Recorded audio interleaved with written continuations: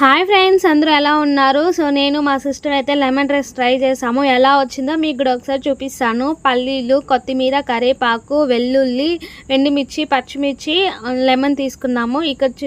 ఇప్పుడు ఒక చిన్న పాన్ తీసుకొని అందులో కొంచెం ఆయిల్ వేసి మనం పోపు దినుసులన్నీ వేసేసి, పల్లీలు కూడా వేసేసి, అందులోనే పచ్చిమిర్చి, ఎండుమిర్చి, వెల్లుల్లి, పసుపు ఇవన్నీ వేసి ఒకసారి బాగా మిక్స్ చేసుకుందాము. ఇప్పుడు కరివేపాకు కూడా వేసేసాము. సో మనకి ఇది బాగా ఫ్రై అవ్వాలి. సో కొత్తిమీర కూడా వేసేసి మొత్తం ఒకసారి కలుపుకోవాలి. మనకి పల్లీలు బాగా వేగితేనే టేస్ట్ అనేది చాలా బాగుంటుంది. సో ఇప్పుడైతే ఇంగువ కూడా వేసేసాము.